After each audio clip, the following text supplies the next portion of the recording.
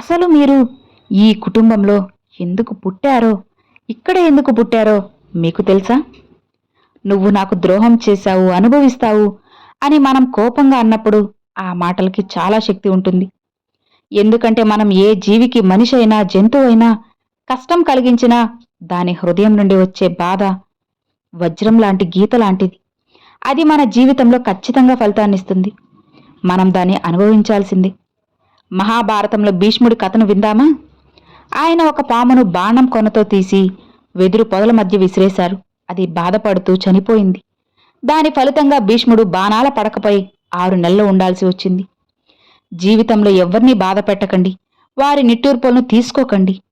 మీరు గొప్పవాళ్లు, బలవంతులని అనుకొని ఎవరినైనా బాధ పెడితే వాళ్ల లోపల బాధతో మాకేం చేయలేము, మీరు సమర్థులు అని నిట్టూర్చిన మీ బలం పనికి రాకుండా పోతాయి. అది మిమ్మల్ని మట్టిలో కలిపేస్తుంది. మీరు చేసే పనులను ఎవ్వరూ చూడడం లేదని, లెక్కలు లేవని అనుకోవద్దు. మీరు చేసే ప్రతి పని ఖచ్చితంగా ఫలితం ఉంటుంది. దాన్ని అనుభవించాల్సిందే. మనిషి నిరంతరం తన కర్మల వలయాన్ని తానే అల్లుకుంటూ బంధించుకుంటాడు. మనం బంధాల నుండి విముక్తి పొందాలంటే వాటిలో చిక్కుకుపోకూడదు. మనిషి పుట్టడమే కర్మల బంధంతో రుణాన్ని తీర్చుకోవడానికి. ఇక మీరు ఏ కుటుంబంలో పుట్టారో ఆ కుటుంబంలోని వ్యక్తులతో మీకు రుణం ఉంటుంది. అందుకే మీరు ఆ కుటుంబంలో జన్మిస్తారు. దీన్నే రుణానుబంధం అంటారు. ఈ రుణాన్ని తీర్చకుండా లేదా మీకు రావాల్సిన దాన్ని వసూలు చేసుకోకుండా మీరు ఆ కుటుంబాన్ని విడిచి వెళ్ళలేరు. మీకు ఎవరికైనా ఇవ్వాల్సి ఉంటే తిరిగి ఇవ్వాలి, ఎవరి నుండైనా రావాల్సి ఉంటే వసూలు చేసుకోవాలి. ఇది మనం పుట్టకముందే నిర్ణయించబడుతుంది. ఉదాహరణకు కొడుకు పుట్టగానే డబ్బు ఖర్చవడం మొదలవుతుంది. వాడు పెద్దయ్యాక అల్లరి చేస్తూ కుటుంబాన్ని బాధలు పెడుతుంటే అది మీ కర్మ ఫలితం. లేదా బలహీనుడైన తెలివైన వ్యక్తి కాకపోయినప్పటికీ జీవితాంతం సేవ చేయాల్సి ఉంటుంది. అతను తన గత లెక్కలను సరిచేసుకోవడానికి వచ్చాడు. అలానే కొందరు కోడళ్ళు లేదా భార్యలు ఇంటికి రాగానే ఆనందం, సంతోషం నింపుతారు. వాళ్ల పుట్టుక ఆ కుటుంబానికి సంతోషాన్నివ్వడానికి. వాళ్ళు తమ రుణాలను తీర్చుకుని విముక్తి పొందుతారు. కానీ కొందరు రాగానే గొడవలు వస్తాయి. ఇంట్లో అశాంతి, గొడవలు, కొట్లాటలు, జీవితం నరకంలా ఉంటుంది. ఇది కూడా కర్మే. ఇక్కడ ఎవరు తమ లెక్కలను తీర్చకుండా వెళ్లరు. రుణం తీర్చాల్సిందే. కొందరి నుండి రుణం వసూలు చేసుకోవాలి, కొందరు రుణం చెల్లించాలి. ఈ 2 పనులు చేయాలి. జన్మలో మనం చాలా మందితో మంచిగా లేదా చెడుగా ప్రవర్తించాం. ఆ ప్రవర్తనల ఫలితాలు ఇప్పుడు అనుభవిస్తాము. మనకు తెలియని వ్యక్తి అకస్మాత్తుగా ఎదురై గొడవపడి కొట్టి తిట్టినా నిశ్శబ్దంగా భరించండి. ఎందుకంటే ఇది మీ గత కర్మల లెక్క. మనకు వారితో ఎలాంటి శత్రుత్వం లేదు. కానీ ఈ సంఘటన జరిగింది, ఇది ఒక లెక్క. అలానే సొంత అన్నదమ్ములు కూడా శత్రువులుగా మారుతారు. ఇంట్లో గొడవలొస్తాయి, ఇది కూడా కర్మలెక్కే. సాధువు కర్మ ఫలితం. ఒకానొకప్పుడు ఒక మహాత్ముడు సాధువు దేశమంతా తిరుగుతూ ఉండేవారు. అప్పట్లో అసరఫీలు, నాణేలు ఉండేవి. భక్తులు ఆయనకు వాటిని కానుకలుగా ఇచ్చేవారు. ఆయన వాటిని వెంటనే దేవుడి సేవకు లేదా ఇతర సాధువుల సేవకు ఉపయోగించేవారు. డబ్బులు పోగు చేసుకుని తిరగడం సాధువులకు మంచిది కాదు. అది వైరాగ్య లక్షణం కాదు. ఆయనకు 2, 4, 6 ఇలా కొన్ని నాణేలు పోగు పడగానే ఆయన ఇలా అనుకున్నాడు, ఇంకా కొన్ని రోజులు తిరిగితే చాలా నాణేలు వస్తాయి. అప్పుడు కుంభమేళా వచ్చినప్పుడు అన్ని ఆకారాలలోని సాధువుల సమూహాలు సాధువులను పిలిచి అందరికీ భోజనం పెడతాను. అందుకోసంగా ఆయన ఒక కర్రను చేయించుకున్నాడు. అది వెదురు కర్ర. పైభాగం స్క్రూలాగా తిప్పి తెరవడానికి వీలుగా, లోపల బోలుగా ఉంటుంది. ఆయన అందులో నాణేలు వేస్తూ వెళ్ళాడు.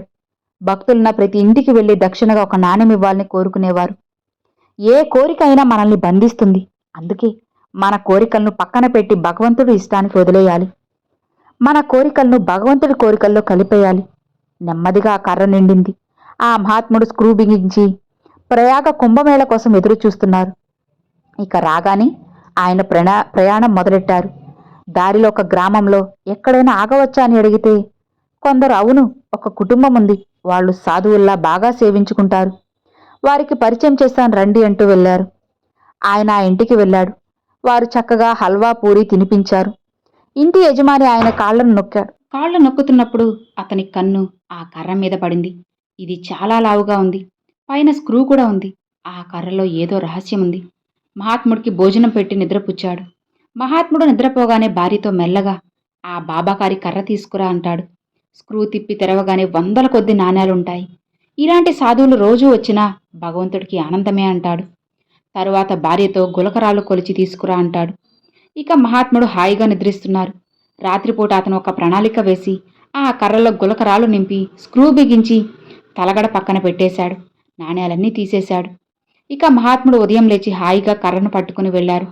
బరువు అలానే ఉంది. పెద్దవాళ్ళు తెలివైన వారే కానీ కర్మ ఎంత భయంకరంగా ఉంటుందో వాళ్ళకి తెలియదు. వాళ్ళకి పిల్లలు లేరు. కానీ డబ్బు మీద వారికి విపరీతమైన ప్రేమ. సాధువుల దగ్గర ఉన్న డబ్బు సాధారణంగా గృహస్థుల నుండే వస్తుంది. కానీ దాన్ని బలవంతంగా లేదా మోసంతో లాక్కుంటే అది వారికి వినాశనాన్నే తెస్తుంది. ఇప్పటి వరకు ఇదే జరిగింది. బహుశా వారికి ఈ కర్మసూత్రం తెలియదేమో, లేదా తెలిసిన ఆశ వల్ల దాన్ని పట్టించుకోలేదేమో. మహాత్ముడు ఇంకా ముందుకు వెళ్లి సాధువుల అఖాడాలో బస చేశారు. అక్కడ ఆయన రేపు అన్ని ఆహారాలకు వారికి ఆహ్వానం పంపండి, అన్ని సాధువులకు భోజనం పెట్టండి, వారికి దక్షిణ ఇవ్వండి అని ప్రార్థించాడు. మఠాధిపతులు ఇది చాలా పెద్ద కార్యక్రమం. ప్రయాగలో వేలాది మంది సాధువులు ఉంటారు. మహారాజు దీనికి బస్తాల కొద్ది చక్కెర, డబ్బాల కొద్ది నెయ్యి పడుతుంది. అదంతా ఏర్పాటు చేయండి అంటారు. ఆయన మీరు అడగండి, నేను ప్రతిదానికి లెక్క చెప్తాను. నా దగ్గర అన్ని ఏర్పాట్లు ఉన్నాయి అంటాడు. ముందు కొంత డబ్బు ఇవ్వండి అన్నారు. ఒకేసారి ఇస్తానన్నాడు. ఆయనకు ఒకవేళ కర్రను తెరిచి 1-2 నాణేలు ఇస్తే ఎవరికైనా తెలిసే సమస్య అవుతుందని భావించారు. మేము బండారా సమయంలో చివరిగా అన్నీ నీకు ఇస్తాను అంటాడు. సరే అని మఠాధిపతులు తమ సొంత డబ్బులతో లక్షల కొద్ది సామాగ్రిని తెచ్చారు. అందరూ సాధువులకు ఆహ్వానం పంపారు. సాధువులు వచ్చారు. బండారా వంటలు తయారవుతున్నాయి. అప్పుడు అక్కడి మఠాధిపతులు చూడండి, వంట కూడా తయారవుతుంది. సాధువులు ఆహ్వానితులయ్యారు. ఇప్పుడు మీరు డబ్బు ఏర్పాటు చేయండి, ఎందుకంటే మాకు ఇంత సామర్థ్యం లేదు. ఎలాగోలా మేము ఏర్పాటు చేశాము. ఇప్పుడు నాకు డబ్బు కావాలి. అప్పుడే తదుపరి ఏర్పాట్లు జరుగుతాయనగా సాధువులకి దక్షిణ ఇస్తాము, ఎవరి నుండి డబ్బులు తీసుకున్నామో వారికి ఇస్తాము అని అంటారు. చూడండి, వంట సిద్ధమైంది, అన్నీ సిద్ధంగా ఉన్నాయి. ఇక మహాత్ముడికి ఇంకా ఆ కర్రలోని గులకరాల విషయం తెలియదు. అప్పుడే కర్రను తెరిచాడు. లోపల నాణేలు ఉన్నాయని అనుకున్నాడు. కానీ గులకరాళ్ళు చూసి షాక్ అయ్యాడు. వేలాది మంది సాధువులకు ఆహ్వానం, వంట సిద్ధం. సాధువై ఉండి మోసం చేస్తారా? అప్పుడు ఆయన మహారాజ్, మీరు మమ్మల్ని నాశనం చేశారు అంటారు. మఠాధిపతులు ఇప్పుడు చెప్పండి, వంట సిద్ధమైంది, సాధువులు వచ్చారు, మీరు ఈ గులకరాళ్ళు చూపిస్తున్నారే, మీరు మమ్మల్ని నాశనం చేశారు. ఇంత సామర్థ్యం లేదు మాకు, మీరు ముందు చెప్పి ఉండాల్సింది. సాధువై మోసం చేస్తారా అంటారు. ఆయన ఏం మాట్లాడాలో అసలు తెలియదు. లోపల నాణేలు ఉన్నాయని తెలుసు. కానీ అతని మనసు ఆ ధనవంతుడి దగ్గరకు వెళ్ళింది. మంచిది, మీరు మాకు ఎలాంటి ద్రోహం చేశారు, మీరు అనుభవిస్తారు. ఈ మాటలు అని పలికినప్పుడు అవి తిరుగులేని శక్తిని కలిగి ఉంటాయి. ఎందుకంటే మీరు ఏ జీవికైనా బాధ కలిగించినప్పుడు దాని హృదయం నుండి వచ్చే నిట్టూర్పు వజ్రగీతం లాంటిది. ఇక మీకు అనుభవంలోకి రాక తప్పదు. ఆ సాధువు భగవంతుని ఇతర సాధువులను ఆరాధించడం కోసమే అలా చేశారు. ఇప్పుడు వాళ్ళను ఎలా మోసం చేసి చూపించాలి, ఏం చేయాలి? అందరి మధ్యలో పరువు పోతుంది. ఏం చేయాలో తెలియక ఆయన గంగా సంగమంలోకి వెళ్ళి తన ప్రాణాలను త్యాగం చేశారు. ఆ ధనవంతుడికి నాణేలు వచ్చాయి. వ్యాపారం పెరిగింది. 9-10 నెలల తర్వాత కొడుకు పుట్టాడు. ఇప్పుడు సాధువు చెప్పింది నిజమైంది. వ్యాపారం బాగా జరుగుతోంది, కొడుకు లేడు. కొడుకు కూడా పుట్టాడు అని ఆనందం.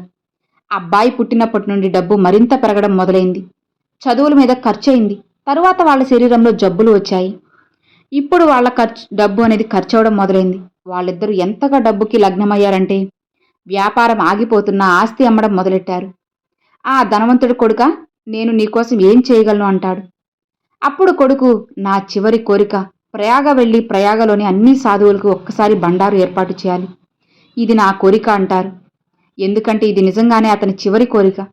ఇప్పుడు ఎక్కువ ఆస్తి మిగలలేదు కదా అని తండ్రి అడిగాడు. ఇల్లు అమ్మేయండి, నా కోసమే కదా, నేను బ్రతకను అనిపిస్తుంది, కానీ నా చివరి కోరిక తీర్చండి అని కొడుకు బ్రతిమాలాడు. ఇక వాళ్ళు ఇల్లు నగలు అమ్మేసి అక్కడికి వెళ్ళి సాధు సేవ చేసిన తరువాత కొడుకు, నన్ను సంగమం దగ్గరకు తీసుకువెళ్ళండి అంటారు. ఇక సంగమం దగ్గరకు వెళ్తారు. అప్పుడు అతను తెలిసిందంతా, నువ్వు దొంగలించావు, నేను దాన్ని నీ నుండి లాక్కున్నాను, నీ దగ్గర ఏమీ మిగలలేదు. ఇప్పుడు కేవలం మమతాశక్తితో కాలి చచ్చి నరకం పొందుతావు. నేను ఆ మహాత్ముడిని, ఎవరు నాణేలు నువ్వు తీసుకున్నావో అన్నాడు. ఇక అతను శరీరం విడిచాడు. ఆ మహాత్ముడికి మళ్లీ జన్మ ఎత్తాల్సి వచ్చింది. వీరికి దుర్గతి సంభవించింది. ఈ రుణానుబంధం గురించి జాగ్రత్తగా వినండి. మీరు చేస్తుంది ఎవ్వరూ చూడడం లేదని, లెక్కలు లేవని అనుకోవద్దు. మీరు చేసే పనులకు ఖచ్చితంగా ఫలితం ఉంటుంది. దాన్ని అనుభవించాల్సింది. జాగ్రత్త. అనేక జన్మల్లో అనేక మంది నుండి మీరు ఏదైతే తీసుకున్నారో ఇచ్చారో ఈ లావాదేవీలను పూర్తిగా తీర్చిన తరువాతే మీరు విముక్తి పొందుతారు. అందుకే ఒక మార్గం ఉంది. తీసుకోకండి, ఇవ్వకండి, ఆనందంగా హాయిగా ఉండండి. ఏం చేయాలి? భగవంతుడికి సమర్పించుకోండి. భగవంతుడిని మీ వాడిగా భావించి మీ దగ్గర ఉన్నదంతా అర్పించండి. అప్పుడు నాది అనే అహంకారం పోతుంది. ఇక కృష్ణుడు కూడా ఇలా అంటాడు, అన్ని ధర్మాలను వదిలిపెట్టి నన్ను మాత్రమే శరణు పొందు, నేను నిన్ను అన్ని పాపాల నుండి విముక్తి చేస్తాను, దుఃఖపడకు అని. ఇక అప్పుడు అన్ని లావాదేవీలు అంతమవుతాయి. ఏకాదశ స్కందంలో శ్రీకృష్ణుడు ఇలా అంటారు, నా పాదాలను ఆశ్రయించి నన్ను భక్తితో పూజించే నా భక్తుడిని నేను పితృ రుణం తల్లిదండ్రులకు, మాతృ రుణం తల్లికి, దేవ రుణం దేవతలకు, ఋషి రుణం ఋషులకు, అన్ని రుణాల నుండి విముక్తి చేస్తాను.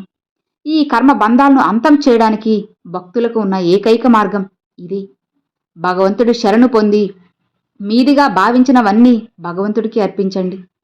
అర్పించడం అంటే దాని నుండి నాది అనే భావాన్ని తొలగించడం. ఈ వస్తువు గోవిందునికి, దేవునికి సమర్పితం. మీరు ఎవరి నుండి సేవ చేయించుకున్నారో వారికి మీరు సేవ చేయాలి. మీరు ఎవరి నుండి ఏదైతే తీసుకున్నారో వారికి ఇచ్చేయాలి. ఈ లావాదేవీల వ్యవహారం ముగిసే వరకు మీ పునర్జన్మ చక్రం కొనసాగుతూనే ఉంటుంది. ఒక్కటి అర్థం చేసుకోండి, ఎవరైనా మీ నుండి డబ్బు తీసుకొని మోసం చేసి తిరిగి ఇవ్వకపోతే మీరు వారిని తిట్టొద్దు. బహుశా గతంలో మీరు మోసం చేసి ఉండొచ్చేమో, అందుకే మీకు ఇప్పుడు మోసం జరిగింది. డబ్బు తీసుకువెళ్ళడా? పర్వాలేదు, అది ఒక భారం అయిపోయింది అని అనుకోండి. మోసగాడు నా డబ్బుని లాగేసుకున్నాడు, ఇప్పుడు ఏమవుతుందో చూద్దామని అనుకోవద్దు. మీరు మళ్ళీ ఇలాంటి కొత్త కర్మలు చేస్తే మళ్ళీ ముందు లెక్కలు అనుభవించాల్సి ఉంటుంది. జాగ్రత్త. మీరు ధరించిన ఈ శరీరంలోనే అనుభవించాల్సిందంతా అనుభవించండి. భవిష్యత్తులో ఈ కర్మల బంధం అస్సలు ఉండకూడదు. మరి ఏం చేయాలి? పూర్తిగా భగవంతుణ్ణి శరణు వేడండి. అర్థమైంది కదా? మీరు ఈ కుటుంబంలో ఎందుకు పుట్టారో మీకు అర్థమైందా? ఏదో ఒక కర్మ, ఏదో ఒకటి మిగిలి ఉంటేనే ఆ లావాదేవీల వల్లనే మనం ఈ కుటుంబంలో వీళ్ళకే జన్మించాల్సి ఉంటుంది. జాగ్రత్తగా గుర్తుపెట్టుకోండి. సో విన్నారు కదండి, ఈ వీడియో మీ అందరికి నచ్చినట్లయితే ఒక చిన్న లైక్ చేయండి. మరికొంతమంది మీ ఫ్రెండ్స్ అండ్ ఫ్యామిలీస్కి షేర్ చేయండి. ఫస్ట్గా మన ఛానల్ చూసేవాళ్ళు సబ్స్క్రైబ్ చేసి సపోర్ట్ చేయండి ఫ్రెండ్స్. Thanks for watching. ఓం నమ శివాయ. శివాయ నమః. జై శ్రీకృష్ణ.